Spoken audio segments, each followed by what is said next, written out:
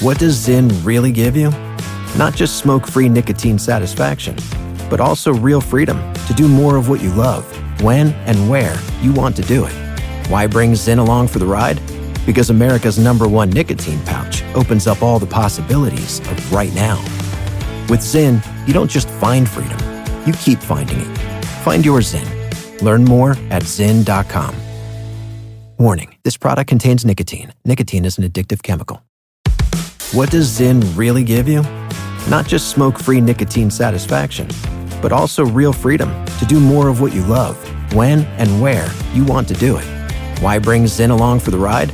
Because America's #1 nicotine pouch opens up all the possibilities of right now.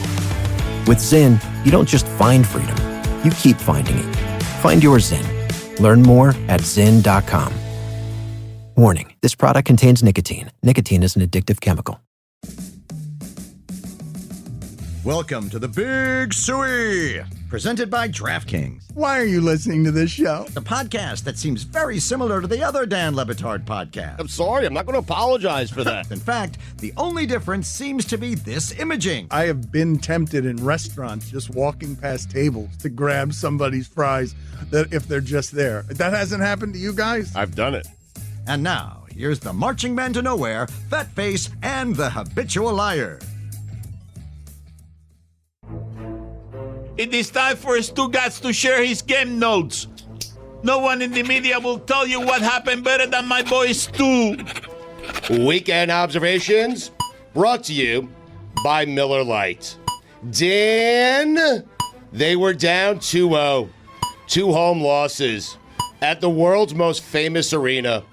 People celebrated Tyrese Halliburton for making one of the worst decisions in the history of basketball, and for thinking he ended the game when in fact he did not. You practically held a funeral for the Knicks. You wrote them off. Well, guess what? They did it right back, because they went on the road and they saved their season. And Dan, just like that, make no mistake about it, the New York Knicks are back. You say that, and I don't agree with you. What do you mean? They won. They're not back? They won because Brunson. You didn't hold a funeral? Brunson was in foul It trouble. was a smart shot? Brunson and Cat playing together is a defensive disaster. Brunson ranks 147th out of 147th on plus-minus defensive Who metrics. told you that, math friends? Yes. Dorks. Right. But they won because Brunson was out. That's Right. they can't play Cat and Brunson together. Says who? Defensive metrics. Oh. Habistro? Abbott? Who was it? Math friends. Speaking of back, Sunderland, welcome back to the Premier League. The Black Cats.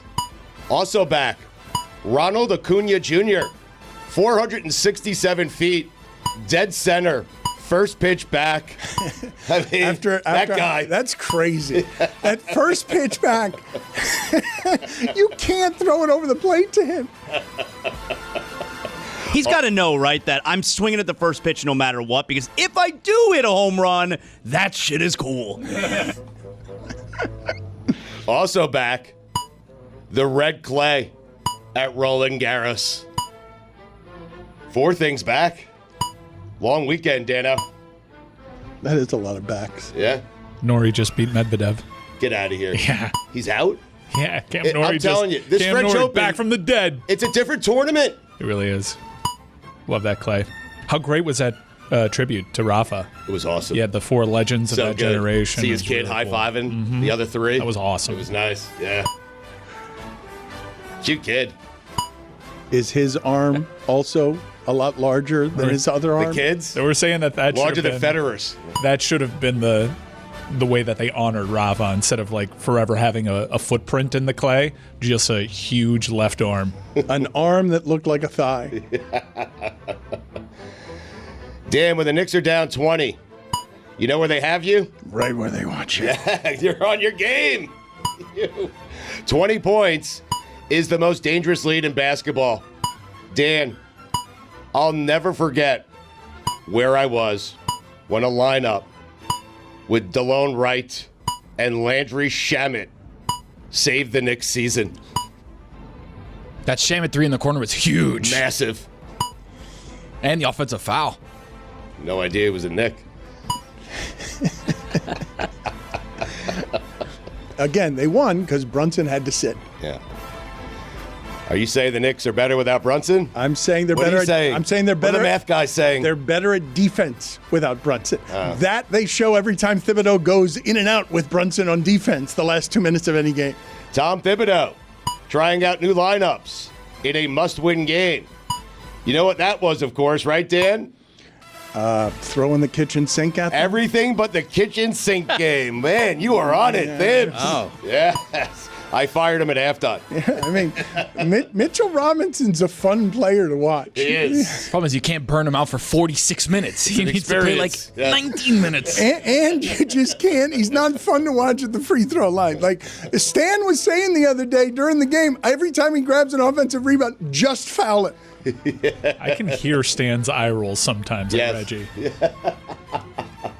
Good. Stan's going to be on this week. You're going to. I want to hear you ask him that. There was a moment with like 30 seconds left, and Reggie's like, "You got to foul here," and your math friends were probably losing their minds. No, you don't. No, you don't. And you could hear the eyes rolling on SVG at that one bit of analysis. Why didn't anyone roll their eyes at Richard Jefferson saying both teams were literally playing for their lives in Game 3, OKC, Minnesota? For all my objections to it, I'm just saying you can't say OKC is playing for their lives. They're up 2-0. I'll take game for your life whenever someone wants to say game for your life. I don't care. How do you know he didn't have inside info? Right? 33 seconds. The spread between the teams is 3. They have a shot at the 2-for-1. No, you don't, Reggie. No, you don't. Put it on the poll, please, Juju, at Le Batard Show. Can a team that's up 2-0 literally be playing for their lives? I'm sorry to They're be still up if they lose. I'm sorry to be so mad about it. The game didn't matter at all to OKC. Like, at all. Never mind being for their lives. According to you, not according to him. They could have just not come to the game and it wouldn't have mattered. I'm just considering maybe we didn't have all the information going into the game. Right. And then they won after they lost their lives. Right.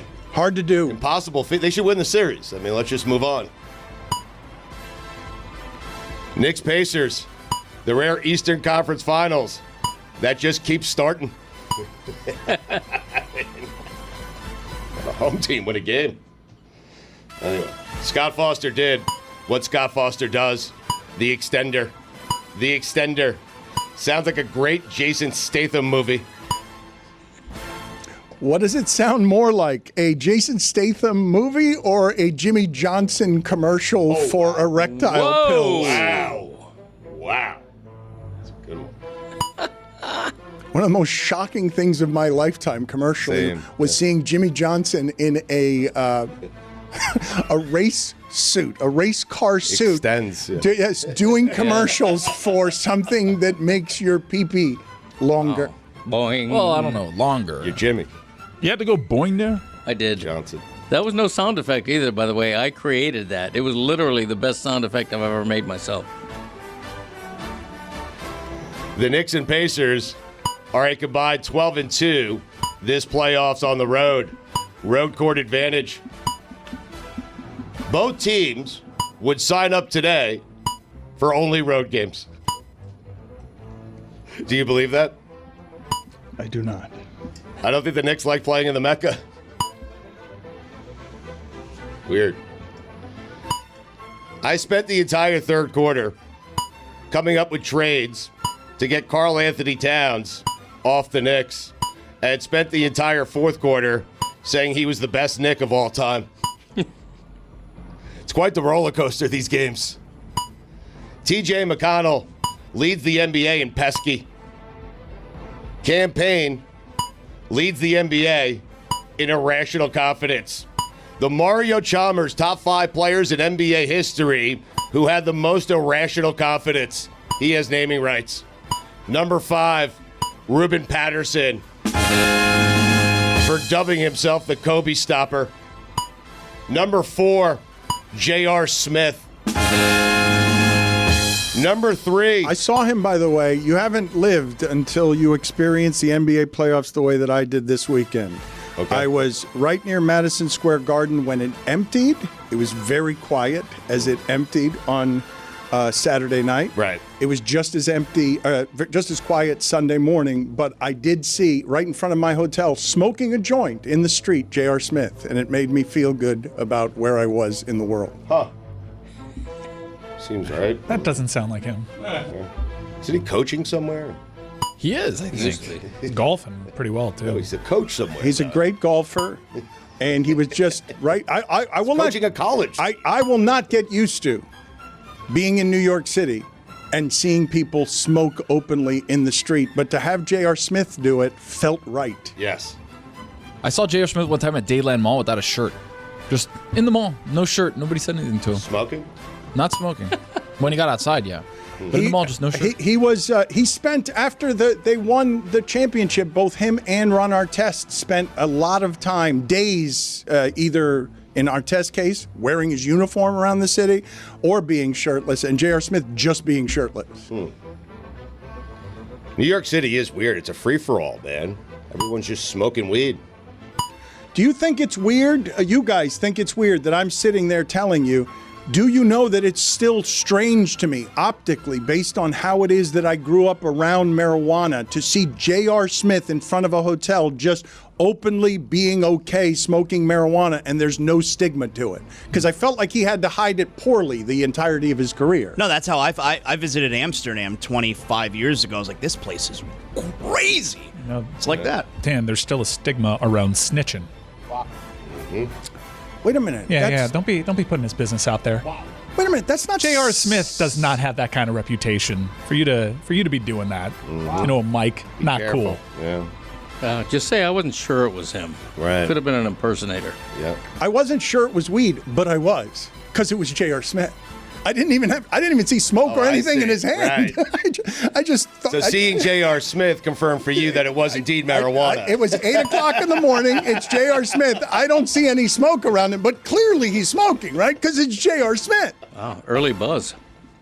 Wake and bake. Number 3. Is that still snitching? Yeah, man. Yeah. If it's Dry snitching. if it's Yeah. Dry legal, but if it's I wouldn't It is legal. I want right? to do it, but it's legal. You never know what he's trying to do with his life, what states he might be trying to do that stuff in his life. I know he wasn't trying to hide it. I want to be putting his business out there. I'm not sure that's snitching. I'm not sure that qualifies. Sort of is, yeah. I don't know. It's like saying you saw someone smoking a cigarette. I mean, it's legal. You know what happens? Snitches, right? What happened? Get in trouble. Tell him. Number 3, Nick Young. Swaggy P. Number 2, Dion Waiters. And number 1, Draymond Green. That guy has no reason to be as confident as he is. I mean, seriously. He's got a lot of reasons. That Steph Curry's his reason. Stugotz. He's Put him on the Wizards, Dan. What kind of career does Draymond Green have? Seriously. Draymond Green. Right place, right time. Fair. Thank you. It's not. It's irrational confidence. He ain't wrong. He had nothing to do with the winning. Guys, he is wrong. He bullseye. is an unprecedented defensive player. Right. Like there has never been another basketball player Right. who plays that defense at that size. Now put him in Washington. Wow, literally the best ever is what you're saying. Right. He'd be a Shanghai Shark. I mean. Here come the Rays. I've been watching them. Your Rays. Yeah, I know it. I've been watching it. You like the new ballpark? Optically, it's got to make for a more enjoyable visual experience, right? Yeah. I just love watching their players. What a time for Dan. Don't care where they play. Rays and Pacers. Oh, Dano. If your name is SL Price, you think you're better than everyone else. I'm not saying he thinks it, but if someone else out there is named SL Price, Yeah. that person probably thinks they're better than you. I know. I mean, I had Scott on my podcast a couple of weeks ago, and he is very self-deprecating about that. You know, he admits that it seems like he's really trying to show I off. want you to know that the only reason he mentioned SL Price for the first time in 20 years is because he was on your podcast. That was not a coincidence. Wow, thank you, Stugotz. you got it. Appreciate It was that. actually on his topic sheet last week. Was it? Yeah. Okay. I mean, who reads your topic sheet more than me? I mean, nobody else got to it last week, so that kind of thing and so forth. But Scott Price. Why are he's you great adding guy. a so forth to that kind of Yeah, thing? so forth and so on. I thought, wait a minute, I thought that kind of thing stood alone. I thought that was to Stand out of the way, Dan. I'm embellishing. Sometimes it needs an embellishment, right? Jack. Congratulations to David Sampson for staying on the DraftKings network. It turns out it's pretty easy to negotiate against yourself. Travis Hunter getting married and having his wife unbox her Mercedes-Benz at the ceremony. Feels like it would have been easier to get that thing delivered to the house. If I have to watch you open a Mercedes-Benz at your wedding, guess what? I'm taking back my gift. The toaster, it's coming with me. I mean, who wants to see that? Nobody. Nobody. Oh. Do that in the privacy of your own home or driveway. I mean, talk about showy, right? The epitome of showy. Right. It's ridiculous. Mercedes. Right. Come on, please. Jeez. Shohei Ohtani hitting his second leadoff home run in 2 days. Yawn. Do it while pitching. What? Like while pitching, you want him to hit a home run off himself? Like, I want to see him pitch again. but you want I know, but you supposed say to get a hitter and a do pitcher, they I'm only just- got a hitter, I'm I just mean- asking for a clarification on what you want. Do you want Ohtani to hit a home run in a game that he's also pitching in, or do you want him to pitch, then go to home plate and hit a home run off his own pitch? I would like it. That's too much. Okay, that's too much. In a game that he's pitching, I would like to see him with a leadoff home run. Okay. Give yourself a little lead. Yeah. He's half the player he used to be. Not just give yourself a little lead, right? Because you want you want him to do that only on the road, or you want him to shut out the team in the top of the first and then hit a home run in the bottom of the first. Just to be clear. I understand. Road, home, just do it when you're pitching. Okay. But you want him to give to give your team a lead means you have to be pitching on the road and hit the home run. Otherwise, it means you have to So not do it on the road. Okay. I mean, I think he should when you're pitch, pitching. He should pitch and hit at the same time if he were any good. What you do is you bring a bat to the mound and you hit a line. Instead of throwing a fastball, you hit a line drive over the plate. Right. Strike! 3-3! None of that makes any sense. Sure it does. None of that made any sense. I think so. Okay. Better not hit it over that short porch either. That's what I'm talking about. Nothing. I don't even understand what you said. don't? No. Okay, Ohtani is on the mound Right. with a bat. Instead of grooving a fastball down the plate, what's he doing? He's tossing the ball up, hitting a line drive Like over in the plate. cartoons, yeah. Batter can't get around it. So he's Bugs Bunny. Yes. Well, I mean, how fast does a ball leave a bat? Everybody's got metrics now. Call your math friends. How fast does the ball leave It's a bat? 120 miles an hour sometimes when it's Ohtani. Okay, there you go. It changes every time. There isn't a universal MPH on it.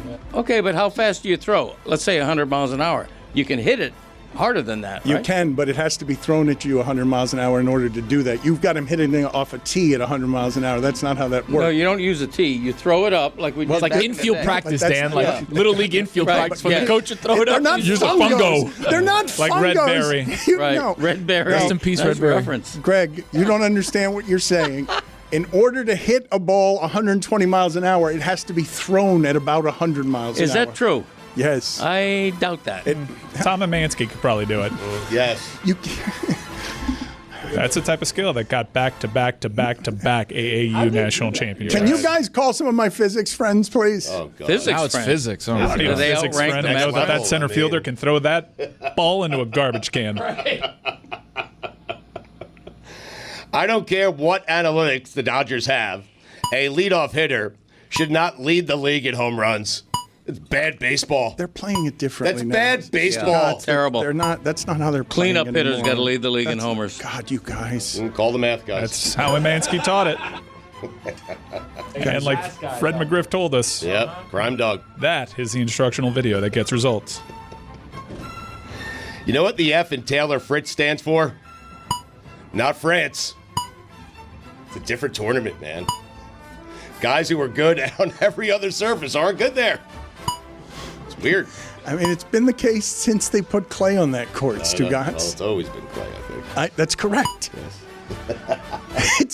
What you're saying is not a revelation. It's always been so. Sinner's line, and I'm not making this up, was -1 million. What?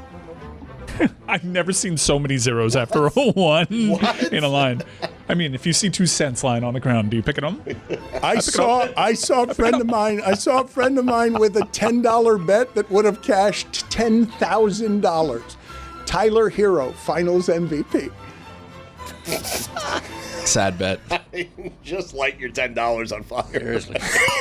Roll it up and smoke it. Maybe that's what J.R. Buy Smith was yourself doing. a sandwich. Don't snitch! Don't snitch! He was smoking his betting slip. Man. Dan, name a White Sox. A white sock. A white sock. Name a White Sox. I dare you. Name one. Because I watched the entire White Sox Met game, all 9 innings over the weekend, and I still can't name one.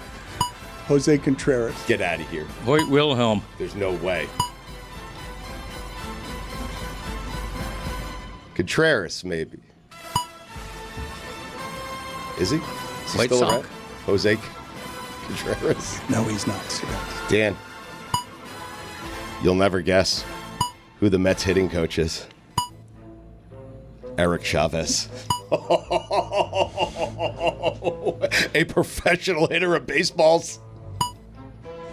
I like this Mets team. In the early 2000s, nobody played a better third base than Eric Chavez, the hot corner. He was good, man. That he was? Yeah. Pacers in the Eastern Conference Finals. Caitlin Clark hosting the defending WNBA champions. The passing of Jim Irsay and the Indy 500. For just a moment, Indianapolis was the sports capital of the world. Rare for them. Congratulations to them. Joe Rose, the rare host whose voice remains the dominant one, even while on vacation. It's unbelievable.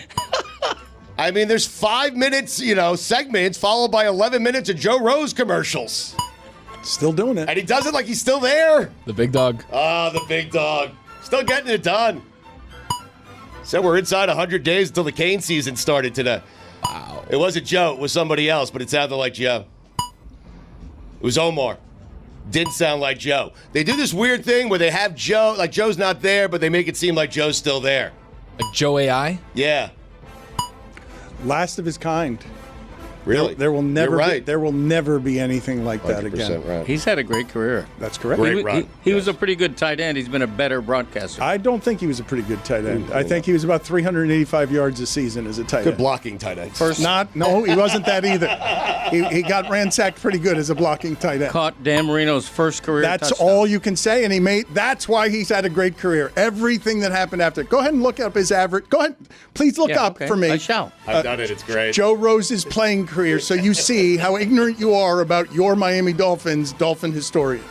He really parlayed that, though. I think he had a very solid NFL All right, career. you tell me. It was a different time for tight ends. That is Dan. correct. It was. That is correct. They weren't very good. That is correct. Played 7 years. Yeah. Here we go. This should be fun. 112 catches. Right. 7 years. 1,493 yards. Right. 13 touchdowns. That's a year for Kelsey. Not including the playoffs. Yeah, that is closer with It's Kelsey. a year for Kelsey. Kelsey season. Read those stats again. And Times have changed, Do the Dan. averages. Give me his career high in receiving yards for a season.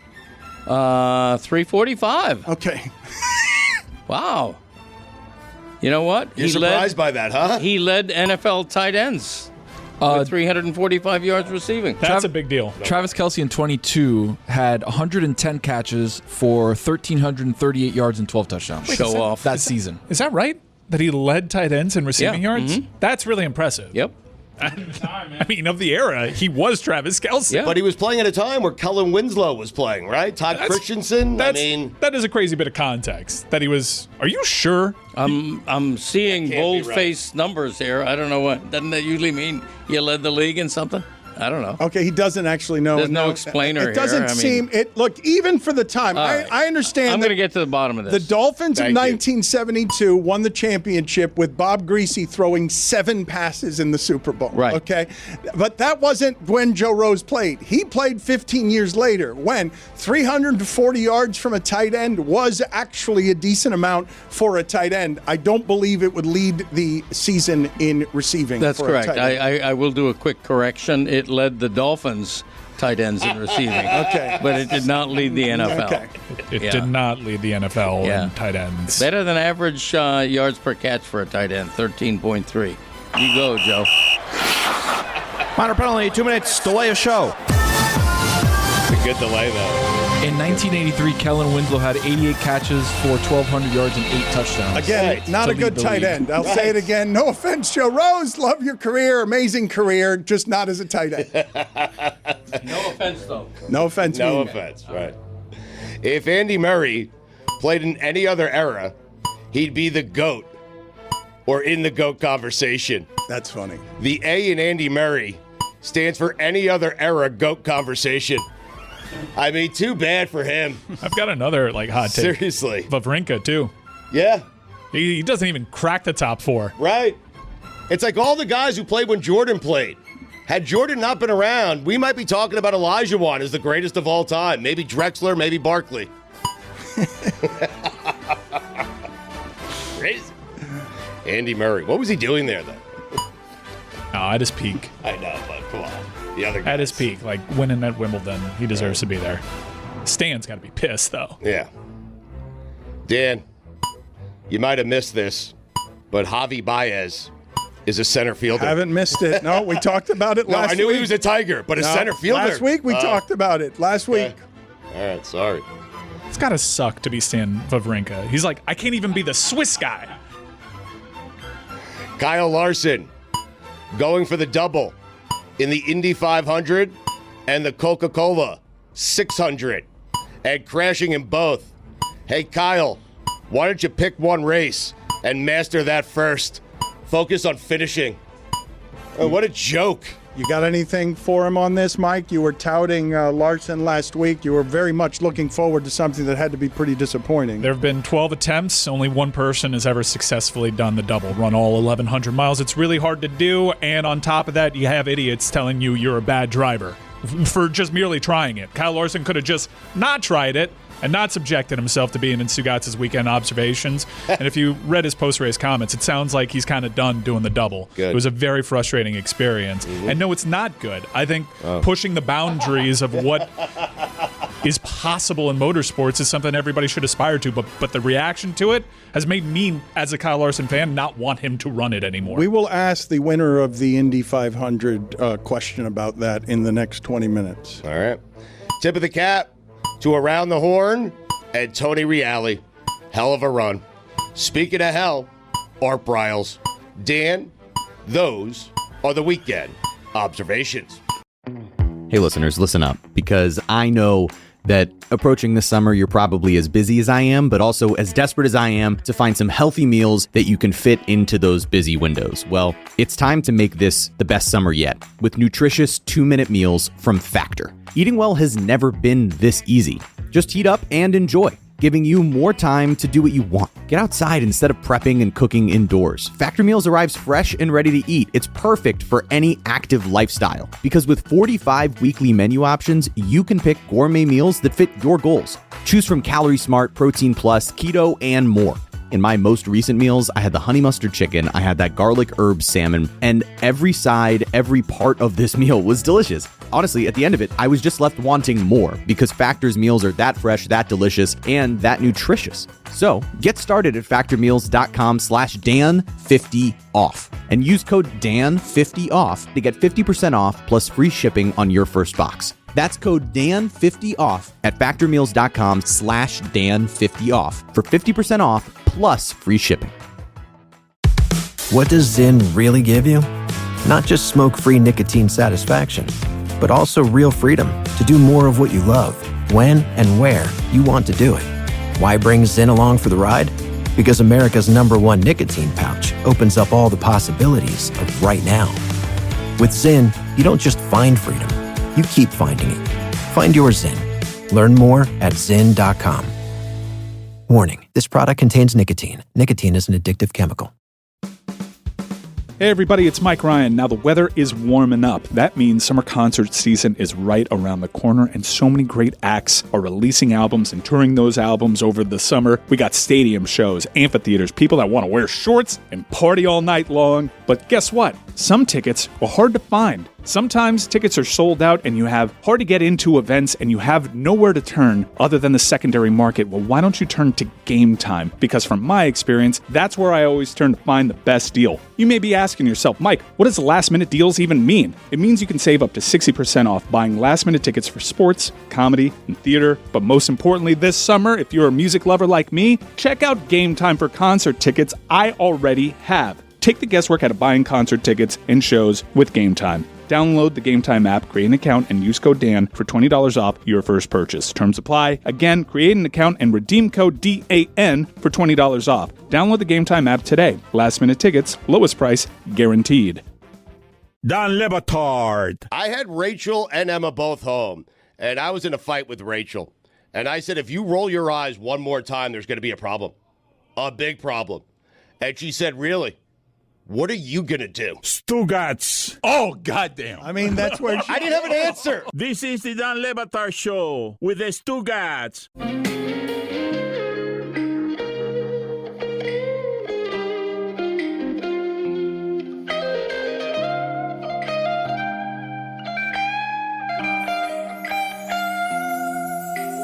I have some observations about the observations. Wow. My question to you is to start off, as you say, T.J. McConnell leads the league in pesky. Yeah, he does. Do we ever give that to a black guy, or is it always to someone who looks like T.J. McConnell? Is he the only one who's getting leads the league in pesky? That specific adjective. Eric Snow? What goes into pesky? Like White, I would say. Yeah, but like, what do you have to do to be pesky in the context? Small, annoying. Okay. Small stealer. You don't necessarily have to be a ball stealer, but you have to be small and annoying. You also have to be white, and you love to have these people on your own team. It's only something you're experiencing as pesky as you look at it derisively from the other team, because you don't like that it's beating you. You don't like all the mid-range jumpers. You don't understand how he hits all those 12-footers among the trees, and so you assign peskiness to it, because it can't be athleticism. It has to be that he's doing something with his will. I would say in baseball, any black short base stealer, if you're fast, you're pesky because you're getting the lead off a base there. Tim Womack? Tony Womack? Tony Womack. Tony Womack. D. Gordon? That's a fine. I don't think, I put it on the poll at Le Batard Show. Does being pesky in sports require you to be white? TJ McConnell, by the way, enough with him. Okay, I'm tired of TJ McConnell. I was watching the he gets game. in the way. I was watching the game at my in-laws' house, and they're like, "Oh, look at this guy, like TJ McConnell. He's shooting shots." I'm like, he's always in the right spot. He's always hustling. He's always picking you up 94 feet from the basket. I hate him. There's no reason he should be doing all these things. He tries so hard for no reason. Speaking of picking you up 90 feet from the basket, are you guys impressed by Nesmith and the way he's guarding Brunson? Are you guys impressed by watching what seems to me Brunson get worn down by somebody who physically will fight through every screen?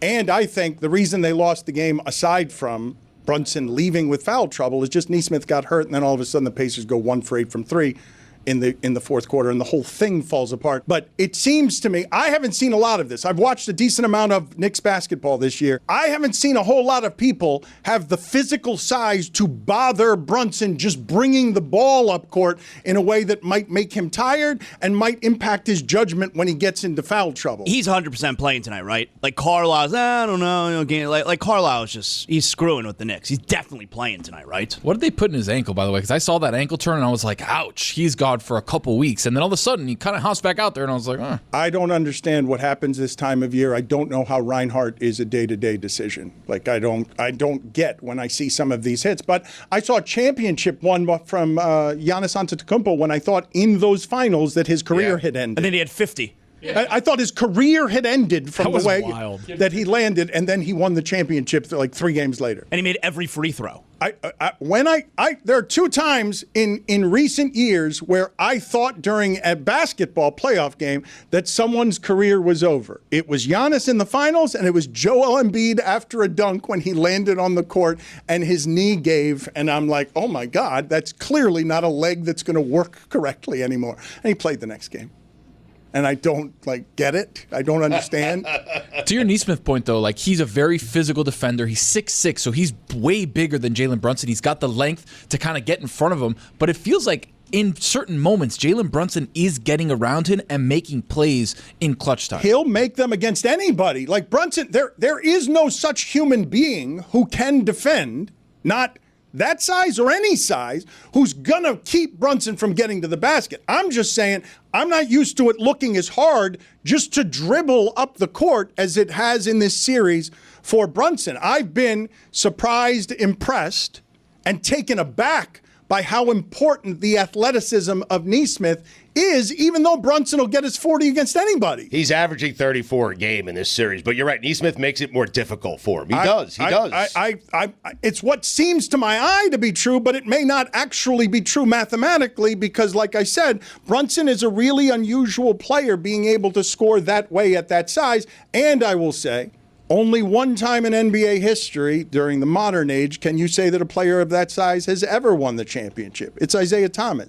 That player gets shut down by bigger players in all circumstances throughout basketball history at the end of the season. Remember how mad we all got? I think it was last year, how mad we all got at Becky Hammon for saying on television, you cannot win with Jalen Brunson as your best player because he's not Isaiah Thomas.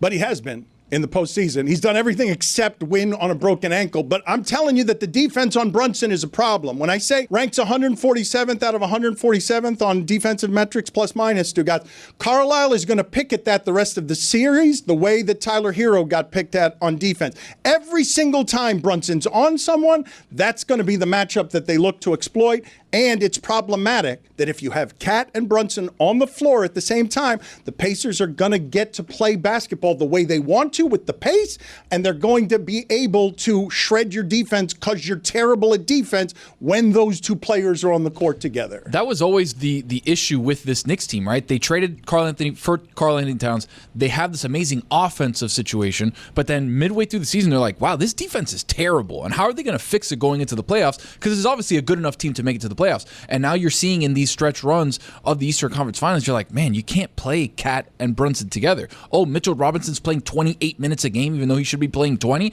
because he's a great interior defender, grabs offensive rebounds. But it's like that Cat push and pull of like, is he going to be great today on offense? Because if he's not, then he's bad on defense and he's bad overall. Well, you guys know, right? This is not a surprise to anybody when I say that Karl Anthony Towns, none of us would have him as a number one. We would all think of him as an exceptional number two, and we would all notice that he's much better and his teams are much better when Rudy Gobert is next to him or when Mitchell Robinson is next to him, allowing him to be the biggest floater around the perimeter physically that there's ever been in the history of the league at that side, where he just sort of floats around and plays a game that gets questioned when Jimmy Butler practices well against it because it's not as tough as you would like it to be, and gets him made fun of for everything from his softness on defense to his voice that makes him change his voice because people are always saying, you're not that guy. You're not gritty. You're not the guy who's going to do the gritty stuff that no one else wants to do. You're not Hartenstein. Right. Not pesky either. I mean, that dunk was pretty awesome. Yes. Great time to cut.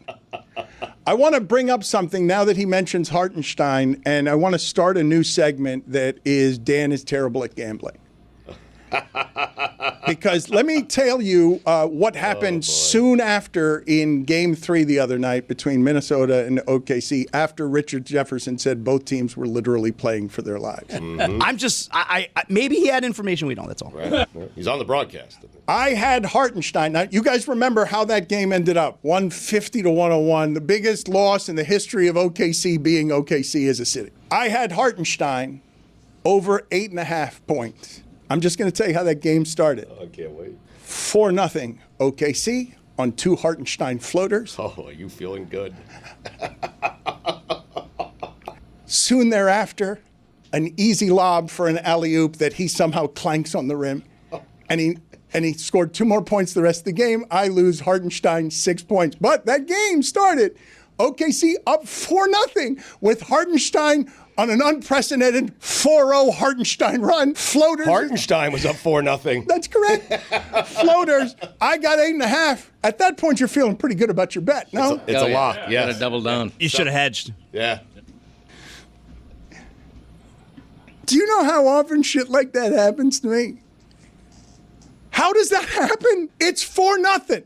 They went on the rest of the game to lose by 7,000 points. But at the beginning, they were up 4-0, and my guy had all the points. But you're scrolling the prop bets, and it's on you, really, for stopping at Hartenstein over 8.5 points. This looks juicy. I mean, Feels like a winner. All the choices you had. I mean, That's not the only one I made. Here, a couple Just going for the floaters, top line. a couple dunks. All of a sudden, he's got 10. You don't know what's going on. He's got 10. You do it. You got to dig for the treasure, my friend.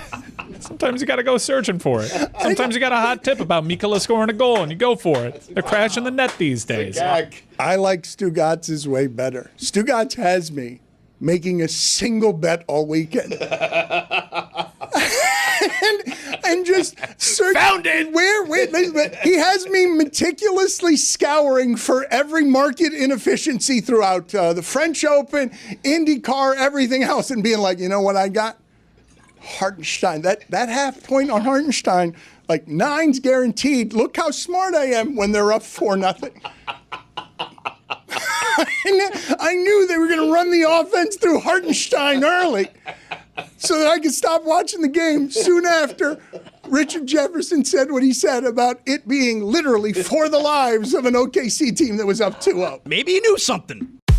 What does Zyn really give you? Not just smoke-free nicotine satisfaction, but also real freedom to do more of what you love, when and where you want to do it. Why bring Zyn along for the ride? Because America's #1 nicotine pouch opens up all the possibilities of right now. With Zyn, you don't just find freedom, you keep finding it. Find your Zyn. Learn more at Zyn.com. Warning, this product contains nicotine. Nicotine is an addictive chemical.